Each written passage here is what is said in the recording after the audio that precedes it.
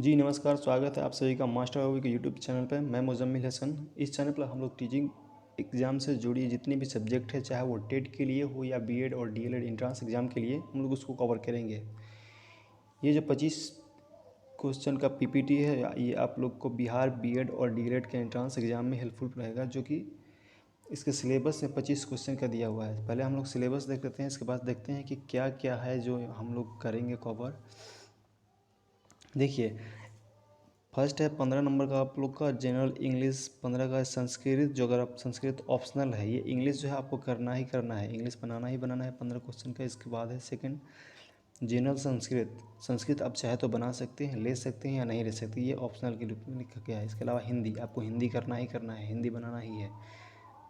Third जो है logical and analytic reasoning, ये रीजनिंग है 25 क्वेश्चन का, जो आप रेलवे या एसएससी या अगर आप तैयारी करते होंगे बिहार पुलिस में, तो बिहार पुलिस में तो आता नहीं है, लेकिन अगर आप तैयारी करते हैं किसी भी जीडी के लिए भी, तो इसका रीजनिंग इसमें अप्लाई ज़्यादा टफ नहीं होता है। और ये जनरल अवेयरनेस के लिए आप लोग सिंपली लूसेंट पढ़ जाओ, इतना ही इनफ है और ज़्यादा नहीं। इसके अलावा teaching and learning environment in school, ये 25 क्वेश्चन का रहेगा, जो आपको इस यूट्यूब चैनल के द्वारा कराया जाएगा। ये बहुत ही इजी और जो होता है, जो बेसिक कॉन्सेप्ट आपको दिमाग लगा करके इसको सॉल्व कर देना होता है, ज़्यादा नहीं होता है। कुछ आपको टिप्स भी दिया जाएगा लास्ट एग्ज़ाम के दौरान, ताकि आपको समझ में आए। जो होता है पॉजिटिव एंड निगेटिव वर्ड, अगर क्वेश्चन में पॉजिटिव वर्ड आ रहा है तो उसके बाद क्या किया जाए, अगर निगेटिव वर्ड आ रहा है तो क्या किया जाए। निगेटिव वर्ड को छांट कर हटा दिया जाता है और पॉजिटिव वर्ड को उसको एक्सेप्ट कर लिया जाता है, क्योंकि इसमें जो होता है पॉजिटिव। आप अगर क्वेश्चन बनाएंगे तो एक क्वेश्चन का 2 लाइन में रहेगा, और ऑप्शन जो रहेगा 2-2 लाइन का रहेगा, तो आपको बनाने में काफ़ी टाइम लगता है। इसलिए पॉजिटिव और नेगेटिव वर्ड को ढूंढ करके उसमें जो नेगेटिव होगा उसको छान लिया जाता है, और पॉजिटिव को जो होता है उसको आंसर दे दिया जाता है। ऐसे इसको बनाया जाता है। ये 25 क्वेश्चन का हम लोग सॉल्व करेंगे। ये हम लोग 25 क्वेश्चन के लिए जो करेंगे, इस पर जो होगा टीचिंग एनवायरनमेंट, स्कूल में क्या क्या होता है, जैसे आपको स्कूल का निज़ाम कैसा होना चाहिए, बच्चे किस तरह होना चाहिए, टीचर को टाइम पे आना चाहिए कि नहीं आना चाहिए, बच्चे से ताल्लुकात कैसे होना चाहिए, कोई अगर बच्चा लेट आ रहा है तो आखिर लोड लेट क्यों आ रहा है, ऐसे बात जुड़ी हम लोग इस 25 क्वेश्चन में करते हैं। तो देरी ना करते हुए हम लोग शुरू करते हैं आज का क्लास। फर्स्ट 25 क्वेश्चन होगा। 25 क्वेश्चन अगर आप ये डेली चलेगा लगभग 1 से 2 मंथ, जब तक एग्ज़ाम अब नहीं चलता है तब तक चलता रहेगा। अगर आप रोज़ करते हैं इसको तो आपका 2025 के वेब 2022 के प्लस आप लोग का ये स्कोर हो जाएगा। और जिसका ये हो गया समझो कि आराम से डीएलएड में और बीएड में एडमिशन हो जाएगा, क्योंकि बहुत कम ही लोग होता है जो इसमें अटेम्प्ट ले पाते हैं और 10 भी क्वेश्चन नहीं सही से सॉल्व कर पाते हैं, क्योंकि ये एक नया सब्जेक्ट आता है जो समझ में नहीं आता है ये है क्या, कह क्या रहा है। तो हम लोग क्वेश्चन शुरू करते हैं यहाँ से।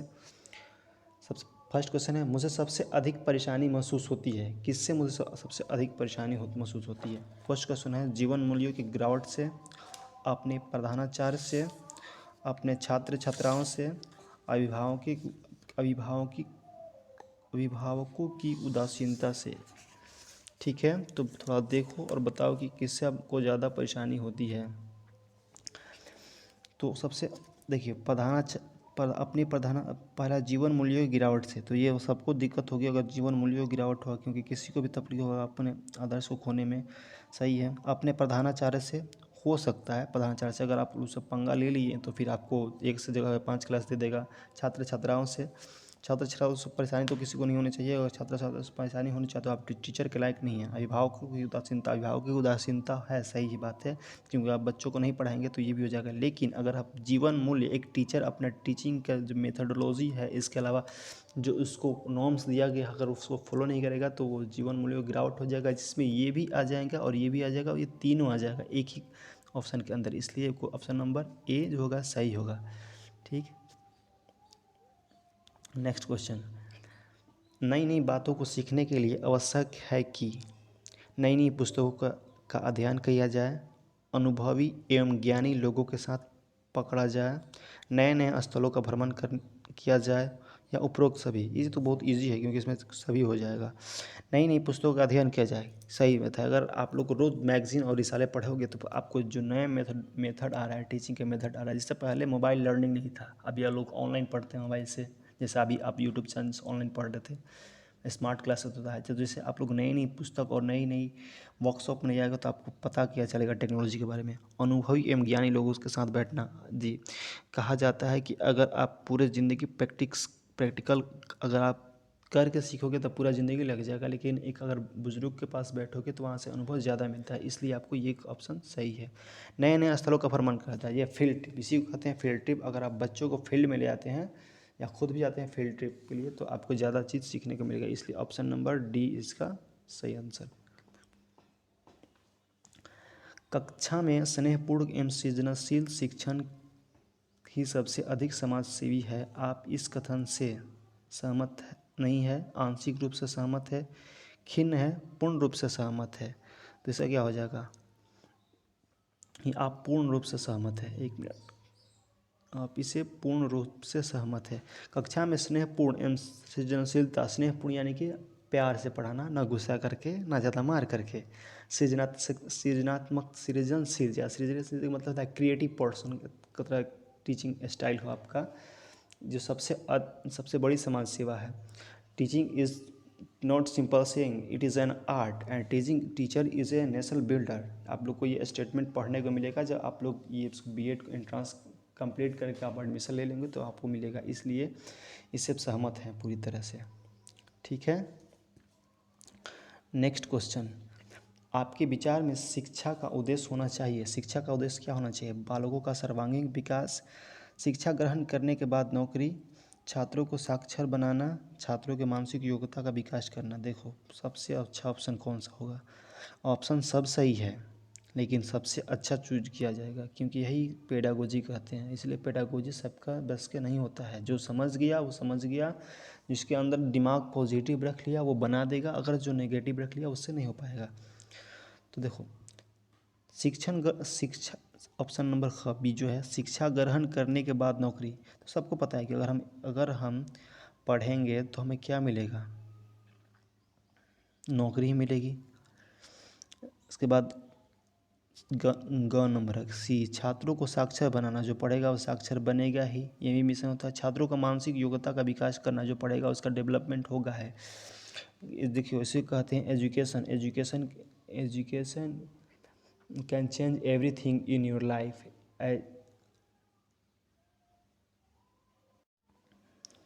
एंड एक सेकेंड स्टेटमेंट है एजुकेशन का definition, education in change of behaviour, education is change of behaviour मतलब बर्ताव, आपके किस तरह से आपको बदल देता है। लेकिन ये बदलाव दो तरह का, या तो पॉजिटिव होगा नेगेटिव हो जाएगा। तो अगर आप स्कूलिंग करते हो और रेगुलर रहेगा तो आपको पॉजिटिव चेंज होगा, तो जो पॉजिटिव चेंज हो जाए वो उसको शिक्षा भी मिल जाएगी, छात्र साक्षरी बन जाएंगे और मानसिक योग्यता का विकास होगा। और इसी सब को मिला करके हम लोग सर्वांगीण कहते हैं। सर्वांगीण का मतलब हो गया ऑल राउंड डेवलपमेंट, यानी कि पढ़ने में भी ठीक हो, फिजिकल फिटनेस भी हो, टीचिंग स्टाइल भी, हर चीज़ उसके अंदर परफेक्ट होना चाहिए, उसी को कहते हैं सर्वांगीण विकास। तो सर्वांगीण जहाँ आ जाएगा सारा ऑप्शन उसी के अंदर आ जाएगा, इसलिए ऑप्शन जो होगा ख। नेक्स्ट है, शिक्षक की योग्यता एवं आचरण का सबसे अच्छा मूल्यांकन करते हैं। शिक्षण की योग्यता एवं आचरण का सबसे अच्छा मूल्यांकन कौन कर सकता है? उनके प्रधानाचार्य, विशेषज्ञ, उनके शिष्य, समाज एवं संभ्रांत लोग। बताओ इसमें। देखिए उनके प्रधानाचार्य, आचरण और योग्यता का कौन सबसे अच्छा मूल्यांकन करते हैं? उनके प्रधानाचार्य, विशेषज्ञ या उनके शिष्य या समाज के संभ्रांत लोग। देखो प्रधानाचार्य भी कर सकते हैं, विशेषज्ञ भी कर सकते हैं, उनके शिष्य भी लगा सकते हैं। उनके शिष्य उनके आचरण का पता लगाएंगे, एजुकेशन का पता नहीं लगा सकते हैं, क्योंकि कुछ टीचर होते हैं जिसके पास एजुकेशन बहुत अच्छा होता है, नॉलेज बहुत अच्छा, लेकिन टीचिंग स्टाइल जो टीचिंग का डायलॉग डिलीवरी होता है वो अच्छा नहीं होता है। इसलिए कह सकते हैं आपको कोई अच्छा टीचर नहीं है, लेकिन नॉलेज उसके पास भरा पड़ा है। संप्रास के संभ्रांत लोग, ये बहुत आउट ऑफ सिलेबस है, इसलिए इसको ये नहीं होगा। लेकिन सबसे ज़्यादा जो टीचर के करीब रहेगा, जो हमेशा टीचर से मिल के रहेगा और स्कूल में पूरे दिन रहेगा, वो होगा प्रधानाचार्य। इसलिए उनके आचरण का सबसे अच्छा असेसमेंट जो करेगा वो प्रधानाचार्य करेगा, और उनकी योग्यताओं का भी। इसलिए योग्यता के अनुसार ही उनको क्लास दिया जाएगा कि आपको ये क्लास लेना है और नहीं लेना है, इसलिए वो आंसर सही होगा। आपके विद्यालय में कुछ शिक्षक एक विषय वर्ग के छात्रों के लिए परीक्षा का उदारता का व्यवहार अपनाते हैं, आप उसकी अब क्या प्रतिक्रिया देंगे? आप अन्य किसी की परवाह किए बिना उसके निष्पक्ष तो बनाएंगे रखेंगे, प्रधानाचार्य की शिकायत करेंगे, इस आचरण के विरुद्ध मुहिम छेड़ेंगे या उपरोक्त सभी क्या करेंगे? आप अगर आपके टीचर्स किसी एक स्टूडेंट के लिए उदारता करते हैं तो क्या करेंगे? देखो, अगर एग्ज़ाम शुरू हो गया तो प्रधानाचार्य से शिकायत नहीं करना होता है। आप एग्ज़ाम शुरू हो गया तो एग्ज़ाम के दौरान आपको जो करना है वो करिए, एग्ज़ाम उससे नहीं करना है। आपके आचरण के विरुद्ध मुहिम खड़ा करेंगे। ज़रूरी नहीं है कि शिकायत की मुहिम खड़ा कर देंगे, आपको वहाँ नेता बनने थोड़ी गए हैं। और उपरोक्त जब ये 2 नहीं होगा तो ये भी नहीं होगा, और जब ये नहीं होगा तो बच गया कौन सा नंबर? ऑप्शन नंबर ए जो हो गया वो सही ऑप्शन हो गया। ठीक है, कि आप अपने अन्य किसी की परवाह किए बिना निष्पक्षता को बनाए रखेंगे, क्योंकि देखते हैं किसी को अगर एग्ज़ाम में पकड़ा जाता है तो टीचर उसका कॉपी छीन लेता है, एक्सपेल कर देता है। वहाँ पे 2 से 3 टीचर रहते हैं लेकिन एक टीचर ही एक्शन ले लेता है। परीक्षाओं में अनुचित साधन का प्रयोग का मूल्य कारण है।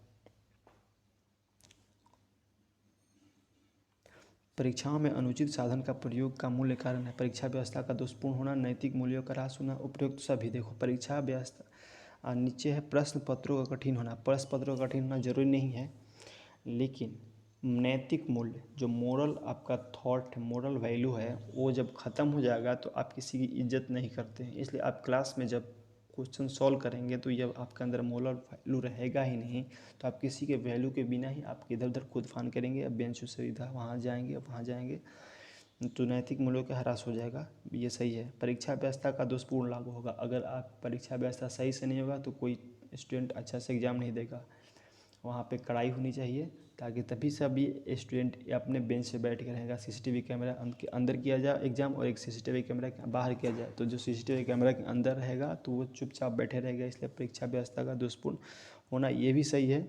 और ये तो ऑप्शन नंबर ग जो होगा सही होगा। ठीक है,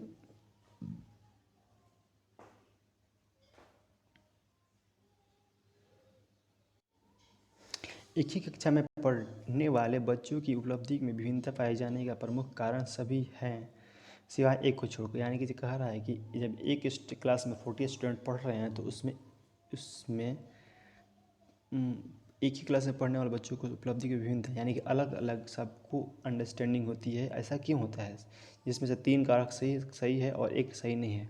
पहला है अध्यापकों को के शिक्षण में कमी। ठीक है, नेक्स्ट देखते हैं बच्चों को श्रम तथा एकता बच्चों के श्रम एवं बच्चों में श्रम तथा एकाग्रता की भिन्नता होना, जन्मजात योग्यता का अलग होना, परिवेश की विभिन्नता का होना। ऑप्शन जो है सब सही है, लगभग सब सही है, लेकिन इसमें बेस्ट चूज करना होगा। इसी को कहते हैं पेडागोजी।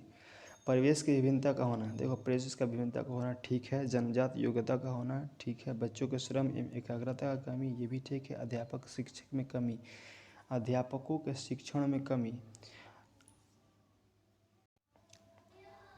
ठीक है। तो इसमें सबसे अच्छा ऑप्शन जो होगा वो होगा, देखो सब सही है लेकिन सबसे अच्छा ऑप्शन जो होगा घ होगा, परिवेश, इन्वायरमेंट। अब जब बीएड में कर जाओगे ना तो वहाँ पे मिलेगा सोशियोलॉजी मिलेगा, एक फिलोसफी मिलेगा। जो फिलोसफी दोनों सब्जेक्ट में जो सिमिलर टाइप का सब्जेक्ट रहेगा आपको उसमें मिलेगा, और साइकोलॉजी में मिलेगा influence of social heredity on education, यानी कि जो आपका इम्पैक्ट क्या है एजुकेशन पे। हेरिडिटी यानी कि जो जीन है जो अपने माँ बाप से मिला, यानी कि आपके माँ बाप तेज राज होंगे तो आप बच्चे भी तेज होंगे। और थोड़ा सा माँ बाप अगर मंद बुद्धि के हो या मजदूर टाइप के होंगे तो बच्चे भी उसी टाइप के थोड़ा सा होते हैं, ज़्यादातर असर नहीं पड़ता है लेकिन ऐसा होता है, इसी को हेरिडिटी कहते हैं। और इन्वायरमेंट, यानी कि इन्वायरमेंट अगर जिस माहौल में आप रहेंगे वैसा ही आपको होगा। जैसे कि बीएड में आप लोग को मिलेगा, बीएड और डीएड में, ताकि कि एक साइकोलॉजिस्ट थे वाटसन, जो वाटसन कहते थे कि आप मुझे 1 दर्जन बच्चे दो, मैं ऐसा कुछ उसको जैसे चाहूँ बना सकता हूँ। इनका स्टेटमेंट था, तो ये बात सही है। अगर थर्ड है परिवेश में भी आ जाएगा सोशियो इकोनॉमिक और बैकग्राउंड। ये क्या है कि जिसमें ज़्यादा इकोनॉमिक अगर इसका अच्छा नहीं होगा बैकग्राउंड तो वो सही से पढ़ नहीं पाएगा, उसके पास उतना खर्च मेंटेन नहीं हो पाएगा, इसलिए उसका ऑप्शन डी नंबर सही होगा।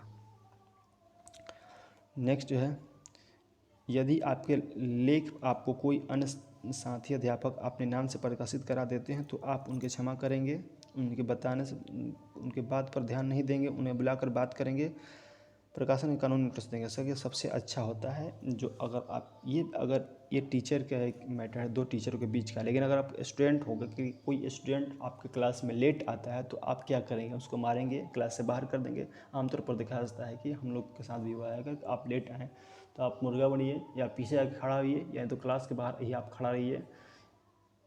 यहाँ तक हम लोग को बीएड कॉलेज में भी ऐसा मिलता था पनिशमेंट, आप लेट आए तो क्लास के बाहर खड़ा रहिए। लेकिन वहाँ पे क्या किया जाएगा आप लोग को साथ यहाँ पे और यहाँ पे भी ऑप्शन में, और यहाँ जब भी एग्ज़ाम देंगे वहाँ पे भी देखना होगा कि जब भी कहे कि स्टूडेंट से बात कीजिए, स्टूडेंट से बातचीत करके उनके कारण का पता कीजिए, तो वो ऑप्शन ऑटोमेटिक सही होगा और 100% सही होगा। तो इसमें उनका उसे बुलाकर पता करेंगे, उससे बुलाकर यानी कि टीचर को बताएंगे, और जो टीचर आपका प्रकाशन को जो आपके लेख को प्रकाशित कर दिया उस टीचर को बुलाएंगे और बोलेंगे आपने मेरा प्रकाशन क्यों ऐसा कर दिया बिना मुझसे पूछे, तो वो एक्सक्यूज़ दे देगा। ठीक है, नेक्स्ट क्वेश्चन। यदि आपको अंतः सेवा प्रशिक्षण के लिए कहीं भेजा जाए तो आप वहाँ शिक्षकों से अपना संपर्क बढ़ाएंगे, नई नई शिक्षण विधियाँ सीखेंगे, अनुभवी अध्यापकों का अनुभव सीखेंगे, उपयुक्त सभी। देखिए अंतः सेवा जो हुआ अंतः सेवा शिक्षण यानी कि इंटर्नशिप यानी कि आप अगर बीएड करेंगे तो उसमें 3 महीना या 6 महीना और उनका भी मिलता है, जाकर स्कूल में जाकर पढ़ाना होता है। तो उसके लिए क्या होता है कि जिस स्कूल में आप जाएंगे वहाँ का शिक्षक जो होगा आपके संपर्क में आएंगे और वो एज ए सुपरवाइज़र पीछे बैठेंगे और आपको गाइड करेंगे कि आप अच्छा पढ़ा रहे हैं या नहीं पढ़ा है, आपका टीचिंग स्टाइल सही है कि नहीं, सही ब्लैक बोर्ड राइटिंग सही है कि नहीं, ये सब आपको देंगे। नई नई शिक्षक विधियाँ सीखेंगे। अगर अब ये सही बात है, आप बीएड करने गए ही हैं आप टीचिंग के लिए, तो वहाँ पर आपको यही टीचिंग मेथड ही सीखना है ताकि आपको बेस्ट टीचिंग आना चाहिए और डायलॉग डिलीवरी आना चाहिए, बेस्ट कम्युनिकेशन स्किल आपके पास होनी चाहिए। अनुभवी अध्यापकों को अनुभव सीखेंगे। जब आप शिक्षक से संपर्क बढ़ाएंगे तो आपके अंदर मन करेगा ही कि अनुभवी अध्यापकों से क्या अनुभव लें, अगर अनुभव लें तो हम तो आप बेस्ट टीचर बनेंगे, इसलिए आपको डी आंसर जो होगा वो सही होगा। नेक्स्ट, आप स्कूल के बाहर अपने किसी छात्रों से किस प्रकार व्यवहार करेंगे, यानी कि आपके स्कूल के बाहर का आपके कोई स्टूडेंट मिल जाता है तो आप उससे मिलने के बाद कैसा महसूस करेंगे? उसके साथ मित्र की तरह, अजनबी की तरह बहुत गंभीर होकर उसे बात करना पसंद नहीं करेंगे। देखिए, उसे बात करना पसंद नहीं करेंगे, ये कौन सा मतलब हुआ कि उसे बात करना पसंद नहीं करेंगे? बात तो करेंगे ही, मतलब ये नहीं होगा। ठीक है, बहुत गंभीर क्यों होंगे? उसे गुस्सा थोड़ी करना है, क्या नाराज़गी है? मिल गया तो मिल गया। अजनबी की तरह, अब अजनबी थोड़े बन जाएंगे, हो सकता है कोई उसको किडनैप करके ले जाए या उससे मारे पीटे, तो अभी इग्नोर थोड़ी करना है। आप उसे एक एज ए फ्रेंड उसके रिलेशनशिप बनाओ, बस बात सही। नेक्स्ट, एक शिक्षक का निजी जीवन कैसा होना चाहिए?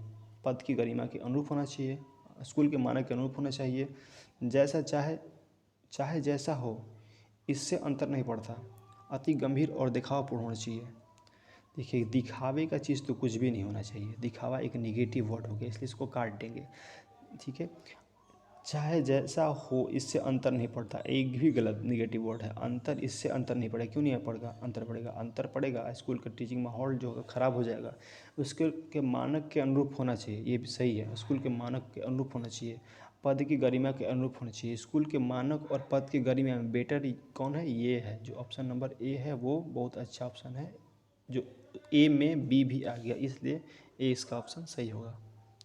नेक्स्ट, स्वतंत्र भारत में शिक्षा का माध्यम का समस्या हल न होने का प्रमुख कारण है। देखिए, ये जो क्वेश्चन है आपको टीचिंग या टेट के एग्ज़ाम में भी बहुत बार आएगा, ये हर बार लगभग आता है एग्ज़ाम क्वेश्चन। ये सबसे बड़ा मेजर जो है फैक्टर क्या है, मेजर जो सबसे बड़ा बाधा है वो क्या हो सकता है? जो इंडिया का डेवलपमेंट अभी तक नहीं हुआ, अंग्रेज़ी का दबदबा, ऐसा तो कुछ है नहीं, हर तरफ अंग्रेज़ी तो है नहीं, तो एक नहीं होगा। भारत का एक बहुत भाषी देश होना ये ठीक लग रहा है। भारत का राजनीति ठीक है, लेकिन अपनी राजनीति को हम लोग उतना दोस्त नहीं दे सकते हैं, क्योंकि हम इसी कंट्री में रहते हैं, और राजनीति को दोस्त देंगे तो फिर लोकतांत्रिक इसको क्यों बनाया गया? ये भी इसको काट देंगे। भारत का अन्य यूरोपीय देशों का पारंपरिक संबंध, ये भी नहीं होगा। देखो, भारत का बहुभाषी में ये जो है मल्टीलिंगुअलिज्म, जो कंट्री हमारे जो है ना, बहुत सारे इसमें भाषा है, ये जो है हमारे बाधा है। इसी वजह से हम लोग क्या करते हैं, अच्छा डेवलपमेंट नहीं होता है एजुकेशन का। अगर आप यहाँ से जैसे आप बीएड कंप्लीट करेंगे, टेट क्वालिफाई करेंगे, इसके बाद केंद्रीय विद्यालय में आपका जॉब हो जाएगा, आप केंद्रीय विद्यालय का आप टीचर बन जाएंगे। तो अगर आप रहने वाले हैं बिहार के तो आपको हिंदी आएगा और इंग्लिश आएगा, भोजपुरी आ सकता है, और इसके अलावा और कोई लैंग्वेज नहीं आएगा। इंग्लिश भी खूब बहुत अच्छा नहीं होता है, लेकिन अब सीबीएसई बोर्ड का देन है कि कुछ अच्छा इंग्लिश होना है, और बिहार बोर्ड वाले भी मेहनत करते हैं, ऐसी बात नहीं है। तो अगर आपको यहाँ से चला जाए केरला में, अगर आपका जॉब हो जाए तो वहाँ पे क्या करेंगे, वहाँ का रीजनल लैंग्वेज तो अलग हो जाएगा, आप किस तरह से वहाँ पढ़ाएंगे। इसलिए जो है मल्टी लैंग्वेज, वहाँ का केरला का अलग लैंग्वेज हो जाएगा। बंगाल में आज जाएंगे तो आपको तो बांग्ला और उर्दू मिलेगा, गुजरात में जाएंगे तो गुजराती मिलेगा। तो जिस जिस तरह जाएंगे अलग अलग होते जाता है। इसी वजह से यहाँ पर जो लैंग्वेज है एक बाधा के रूप में है, लेकिन कहीं कहीं पॉजिटिव भी होता है। लैंग्वेज एक अपॉर्चुनिटी भी है, क्योंकि ये लैंग्वेज सब पेडागोजी में आया है, इसलिए इसको निगेटिव हम लोग काटेंगे। लेकिन अगर टेट के एग्ज़ाम में आ गया हिंदी सब्जेक्ट में, हिंदी पेडागोजी में, तो वहाँ पे आप पॉजिटिव लेगा, क्योंकि एक क्लास में अगर 2-3 लैंग्वेज बोला जाए तो एक दूसरे से बच्चे सीखेंगे वहाँ पे, इसलिए सही हो जाता है। ठीक है, नेक्स्ट। शिक्षा का माध्यम ऐसी भाषा को बनाना चाहिए जिस पर जन साधारण का आधिपत्य हो। ठीक है, जो बाद में नौकरी के लिए उपयोगी हो, ये भी ठीक है, लेकिन नौकरी उतना तरजीह नहीं देना चाहिए, क्योंकि नौकरी तो होना ही है, कमाना तो है ही। जो समृद्ध हो, जिसके नेक्स्ट है, जिसमें अच्छा सादृश्य उपलब्ध हो। सदृढ़, सदृश, समृद्ध, समृद्ध यानी कि एक में सब चीज़ आ जाए, उसी को कहते हैं समृद्ध। इसलिए option number C will be answer.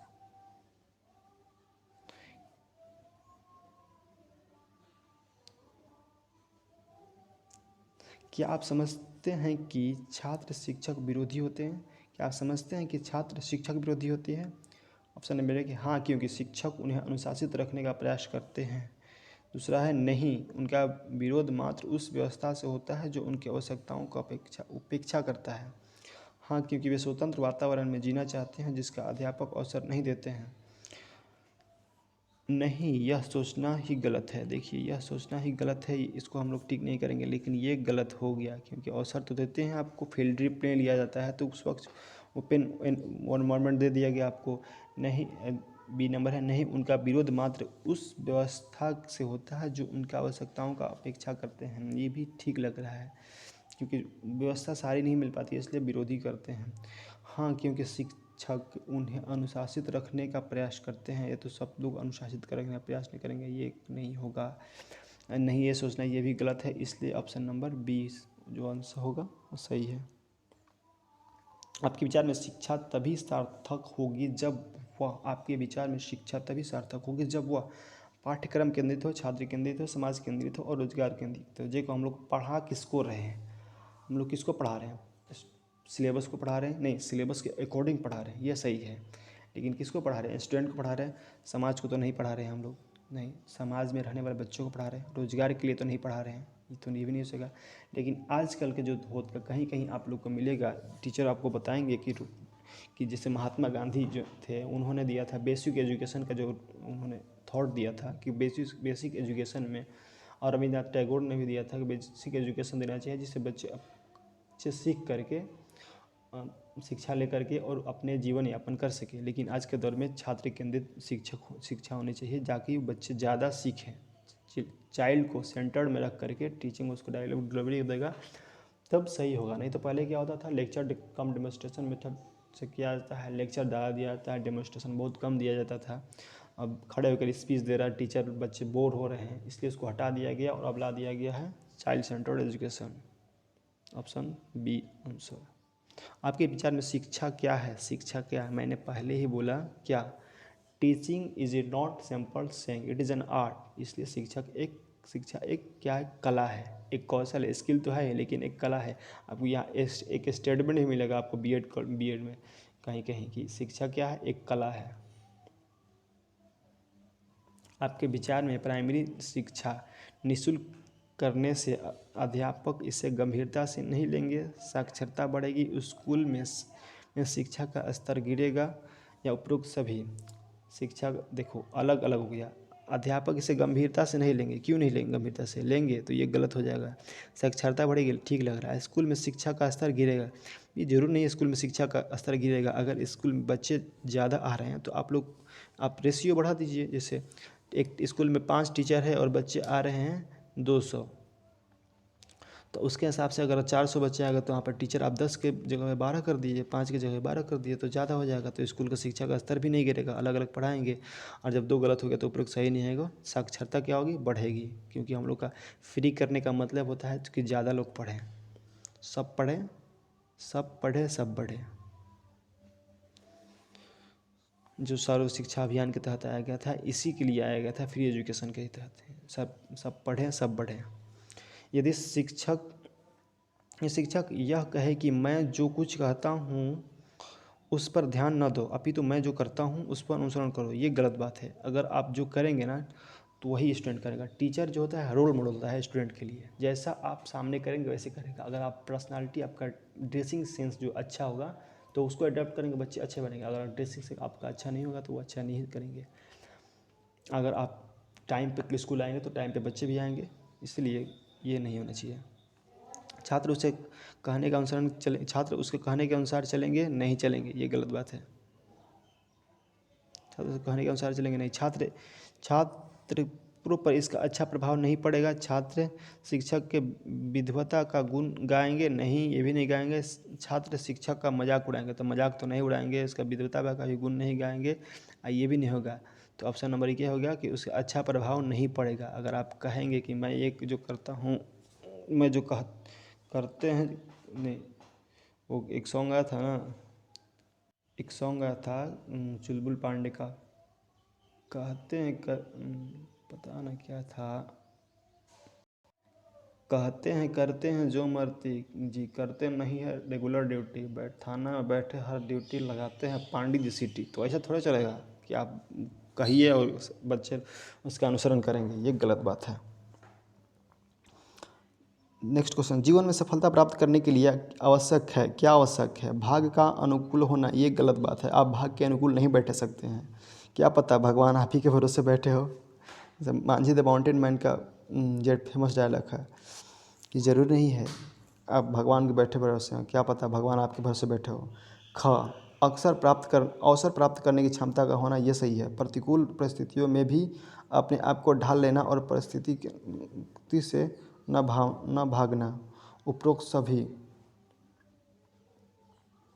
अवसर प्राप्त करने की क्षमता का होना, प्रतिकूल परिस्थितियों में भी अपने आप को ढाल लेना और परिश्रम से न भागना, ये जो होगा ऑप्शन नंबर सी, ये सही ऑप्शन है। वो कैसे कि प्रतिकूल यानी कि आपका अगर लाइफ में कुछ गलत उल्टा चल रहा है, नेगेटिव टाइप का भी, जो अभी अच्छा नहीं चल रहा है, तो उस स्थिति में आप खुद को ढाल लीजिए। उसके साथ परिश्रम से नहीं भागिए, आप वर्क करते रहिए, कर्म करिए, फल की चिंता छोड़ दीजिए, वही ऑप्शन है यहाँ पे। अध्यापक को उस छात्र का पर गर्व करना चाहिए जो उसके अपने जीवन के आदर्शों पर अडिग है। यदि शिक्षक बन जाए तो समर्पण के साथ छात्रों के हित के लिए सदैव प्रयत्न रहे। अनैतिकता के प्रति शांतिपूर्व विरोध करें, यह सब सही होगा, क्योंकि सब पॉजिटिव है और नीचे सभी दे दिया गया है। तो अपने जीवन के आदर्शों का बनाए रखना चाहिए, तो बात सही है, आदर्श रहेगा तो सही होगा। बी नंबर है, यदि शिक्षक बन जाए तो समर्पण के साथ छात्रों के हित के लिए सदैव काम करे, तो ये सही है। अनैतिक यानी कि जो अंडरस्टैंडिंग लोगों के बीच में नहीं है, एक दूसरे से में एक जाति जिसको कहते हैं हम लोग, मोरल डेवलपमेंट उनका नहीं हुआ है, उसके बीच जो होता है शांतिपूर्वक विरोध करेंगे, हिंसा नहीं। तो इसलिए ऑप्शन क्या होगा इसका, डी ऑप्शन इसका सही होगा। नेक्स्ट, यदि आपकी कक्षा में बच्चों की संख्या के अनुरूप फर्नीचर कम है तो आप प्रधानाचार्य से इसका प्रबंध करने के लिए कहेंगे। छात्रों को कम फर्नीचर पर ही समायोजन करने का प्रयास करेंगे, बाद में प्रधानाचार्य को इसका सूचना देंगे। ठीक है, कुछ छात्रों को इसे खड़ा रहने होने कर पढ़ने के लिए कहेंगे और उपयुक्त सही। देखो हम लोग क्या करेंगे, प्रधानाचार्य को तो क्या करेंगे संबंध में तो बताएंगे ही, लेकिन छात्रों को कम फर्नीचर पर ही अगर हम क्लास में एंटर कर गए और अटेंडेंस देने लगे, बच्चे बहुत ज़्यादा है तो उस वक्त क्लास छोड़ के जाएंगे तो बच्चे हल्ला करने लगेंगे, कोई इधर उधर भागेगा। इसलिए हम कहेंगे कि अभी बैठो, फर्नीचर जितना है उतना ही पर बैठो, समायोजन यानी कि एडजस्टमेंट कर लो, ठीक है। उसके बाद क्या कहेंगे हम लोग, बाद में प्रधानाचार्य के पास जा करके बोलेंगे सर टेबल और बेंच कम है, इसको थोड़ा बढ़ा दिया जाए। तो ऑप्शन नंबर क्या हो जाएगा, बी होगा, जो सारे ऑप्शन उसी के अंदर आ जाएगा। खुला स्कूल व्यवस्था के संबंध में आपका क्या विचार है। खुला स्कूल व्यवस्था यानी कि ओपन स्कूलिंग, ओपन स्कूलिंग जिसको हम लोग डिस्टेंस एजुकेशन के जैसे कहते हैं, जैसे Nalanda open university, IGNOU open university, ठीक है, ऐसा यूनिवर्सिटी, यह शिक्षा का प्रसार के लिए का अच्छा साधन है। इससे उन छात्रों को भी शिक्षा प्राप्त करने का अवसर मिल सक जाता है जो किसी कारणवश पढ़ना छोड़ चुके हैं। तो दोनों ऑप्शन क्या है, इससे घर बैठे पाठ्य सामग्री प्राप्त होता है, ये जरूर नहीं है। तो ऑप्शन नंबर क और ऑप्शन नंबर ख दोनों सही है, इसलिए ऑप्शन नंबर ग का होगा, ए और बी दोनों सही। स्कूल पाठ्यक्रम में जनसंख्या शिक्षा शिक्षा शामिल करने के का क्या लाभ, का लाभ यह है कि यानी कि स्कूल पाठ्यक्रम में एजुकेशन जो जनसंख्या का एजुकेशन दिया है तो ये सबसे लाभ क्या होगा, फ़ायदे क्या होंगे। इससे फ़ायदे, इससे छात्रों की जनसंख्या विस्फोट के कारण उपजी समस्याओं का अवगत कराया जा सकता है, ये सही बात है। ऑप्शन बी, इससे छात्र आगे अपने परिवार को सुखी बना सकेंगे, ये भी सही है। इससे छात्र जनसंख्या नियंत्रण के विधियों को के विषय में जान सकेंगे, बात सही है। अगर जनसंख्या से क्या समस्या उपजी है, जब ये जान जाएंगे तो आगे चल क्या करेंगे, जनसंख्या नियंत्रण करेंगे, नियंत्रण के विधियों का विषय में जानेंगे, और जब ये जानेंगे तो परिवार क्या हो जाएगा, सुखी हो जाएगा। और जब सब सही हो जाएगा तो ऑप्शन नंबर डी सही हो जाएगा, समझें।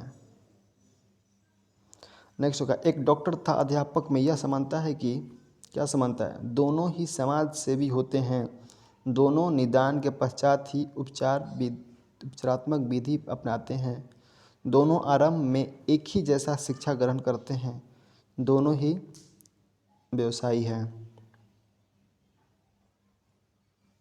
देखो दोनों तो क्या है, व्यवसायी हैं ही, तो इसका मतलब ये थोड़े होगा कि यहाँ पे ला दिया जाए सही, ये ठीक है, लेकिन बेटर कौन कौन सा अच्छा, जो सबसे अच्छा होगा उसको हम लोग चूज करना है। इसमें से दोनों ही समाज सेवी है, ये भी सही है, ये भी सही है। इसके बाद दोनों आरंभ में एक ही जैसा शिक्षा करते हैं, एक जैसा शिक्षा थोड़ी करते हैं। वो किस तरह, टीचिंग में क्या होता है, आपको वहाँ जब बीएड में जाएंगे तो आप लोग को वहाँ पे मैथ नहीं बताया जाएगा कि मैथ इसको पढ़ो, ए प्लस बी का होल स्क्वायर बराबर A square plus B square plus two A B, ऐसा नहीं बताया जाएगा। ए प्लस बी का होल स्क्वायर बराबर A square plus two B plus B square, ये कैसे आया और किस तरह से बच्चों को पढ़ाया जाए कि ये फार्मूला रटे नहीं, तो ये वहाँ बढ़ा जाएगा कि किस तरह से वहाँ पे मैथ साइंस स्कूल में आपको पढ़ाया जाए सब्जेक्ट। और ये ऑप्शन नंबर बी है, दोनों निदान के पश्चात ही उपचार करते हैं। निदान यानी कि डायग्नोस्ट, यानी कि पहले चेकअप करेंगे कि बच्चे में क्या प्रॉब्लम है, क्यों नहीं पढ़ रहा है, और डॉक्टर भी चेक करेगा कि क्या बीमारी है।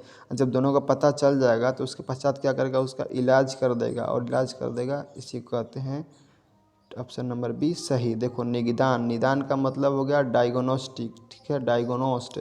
और उपचारात्मक क्या होता है, रिमेडियल, ठीक है, इसको कहते हैं रिमेडियल। और ये ऑप्शन नंबर बी होगा, इसको कहेंगे रिमेडियल टीचिंग, जो आप लोग को बीएड में पढ़ने के लिए मिलेगा रिमेडियल टीचिंग। और हर एग्ज़ाम, टेट एग्ज़ाम में, सी टेट हो या बिहार टेट, यूपी टेट, तो सारे एग्ज़ाम में रिमेडियल टीचिंग के बारे में दिया जाता है,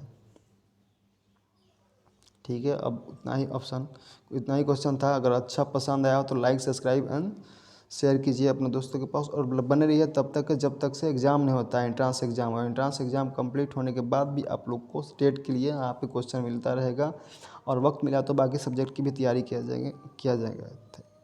thank you very much.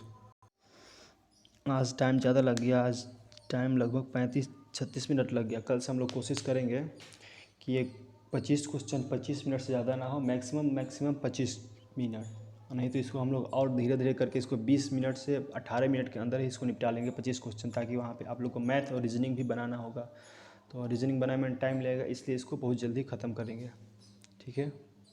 Thank you, लेकिन सब्सक्राइब, लाइक और शेयर करना ना भूलिए।